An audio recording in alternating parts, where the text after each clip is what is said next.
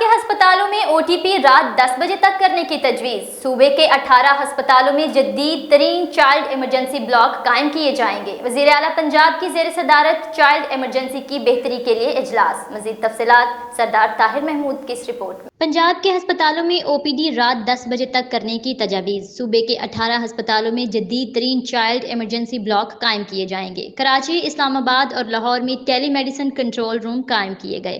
وزیر اعلیٰ پنجاب مریم نواز اور نواز شریف کی زیر صدارت چائلڈ ایمرجنسی کی بہتری کے لیے اجلاس ہوا، جس میں ہسپتالوں میں OPD رات 10 بجے تک کرنے کی تجاویز کا جائزہ لیا گیا۔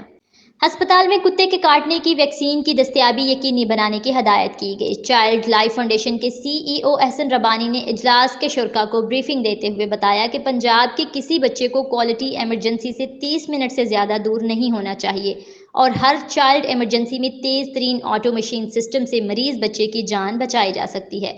پنجاب بھر میں 153 ہسپتالوں کی ایمرجنسی وارڈ میں ٹیلی میڈیسن پروگرام فنکشنل ہو چکا ہے۔ کراچی، اسلام آباد اور لاہور میں ٹیلی میڈیسن کنٹرول روم قائم کیے گئے ہیں۔ پنجاب کے 18 ہسپتالوں میں جدید ترین چائلڈ ایمرجنسی بلاک قائم ہوں گے۔